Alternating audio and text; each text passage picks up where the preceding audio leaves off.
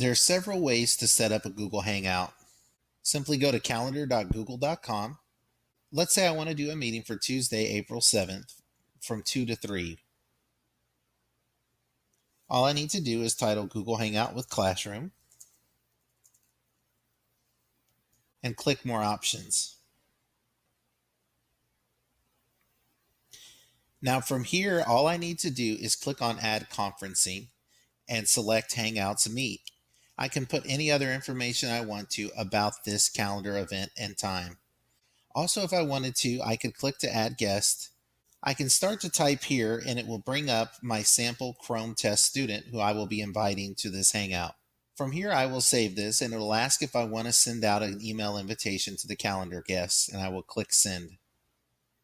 Now, the quickest way is to click back in the calendar. And as you will see right here, it says Join Hangouts Meet. So it'll say Copy Conference Link to Clipboard. So I could go into my Google Classroom, and if you're not familiar with Google Classroom, there's plenty of resources at midlandisd.net/Google Classroom. There's also a directions link on staff links right beside the link for Google Classroom.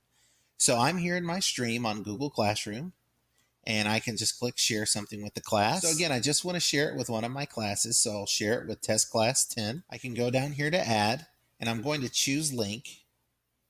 So here I'm going to paste my link. Again, I can right click and click on paste, or I can do Control V as in Victor to paste the link. I'll now click on add link. From here, the students can simply click on the link and it will take them to the Hangout. So now that I've clicked on the link, you can actually see that the video has come up. You may have to allow your camera and microphone. As you can see here, it shows that I'm speaking. And before I join and enter this Google Meet, I can see about my camera being turned on and off. So I'm going to click on Join Now. We have 2 people in the room. I'm going to click here on the People tab. And of course, you're going to see me, and then you're going to see Chrome Test Student. Here you can see that Chrome Test Student has the camera off and also is on mute.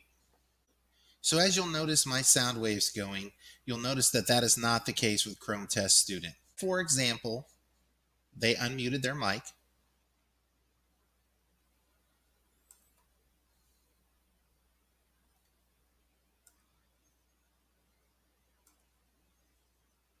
And you can see I was able to mute Chrome Test Student. Again, this is only going to be done by the organizer of the call. Also, if I wanted to bring Chrome Test Student up to the forefront and only see that particular video or feed, I would just pin it. We're going to start from the bottom up. Clicking on Meeting Details, it's going to bring up all of the details that we currently have for this. Once again, you'll see this symbol right here, and this allows you to copy it to your clipboard. Again, you can share this in an email. You can share it on Google Classroom. You have several options for how to share this information. You can also just highlight, copy, and paste this link here. Attachments, we don't have any, but if we did, those would also show up here. Next features are microphone and camera. If I did not want to speak, I could simply click on the mic. I unclick it, and once again, you can hear me speak. This next lever is leave call. This is if you wanted to leave the call completely. I won't show that for obvious reasons. And finally, we're to the camera, and I'm also going to give everyone a break from having to see my face, and I'll have my camera off for the rest of the time. So you just click here, and it goes to your profile photo. Whether or not you apply video will depend on the expectations from your administrator. Next, I'm going to turn on captions. Captions are very useful because it's actually doing live closed captioning on your voice. Another neat thing is when you have multiple speakers, it will actually put that person's name right beside their voice. This could be very useful if you're dealing with hearing impaired students, or even if you're working with hearing impaired parents. It also might be a neat way to get your kids to practice reading as you speak. As you can tell, this is not a perfect system, but accuracy is around 90%.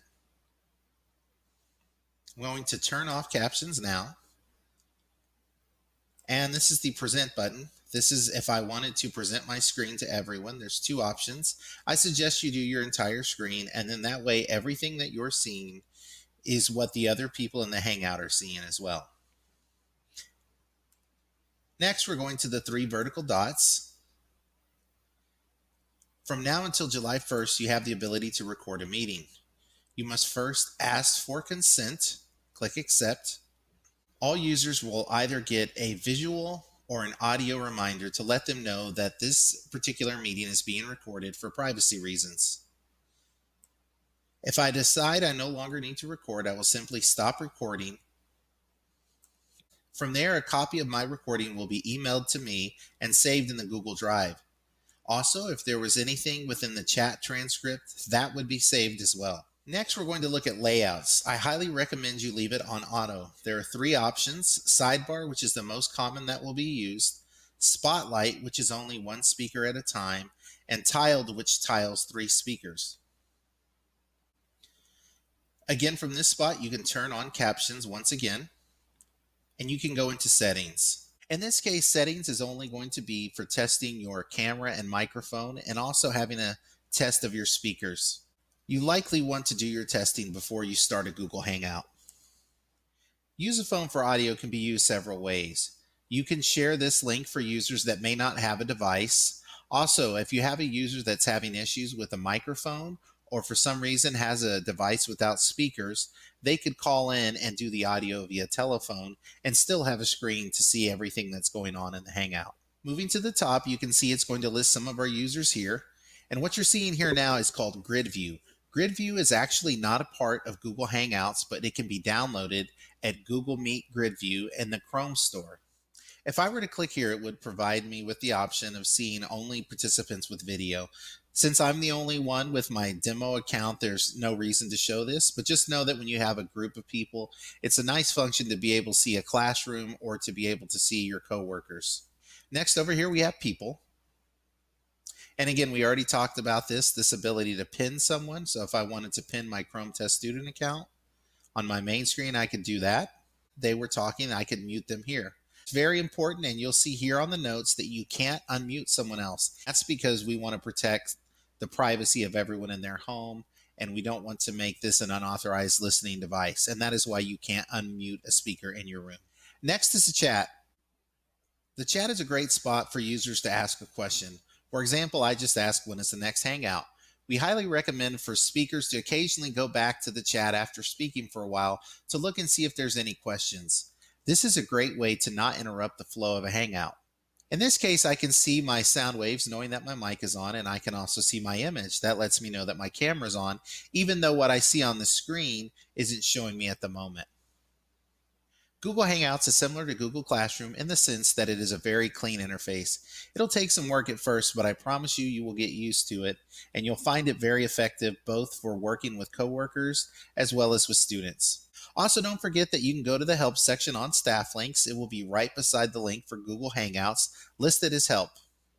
Thank you so much for your time and for going above and beyond for students. Please feel free to email me with any questions at michael.lloyd@midlandisd.net.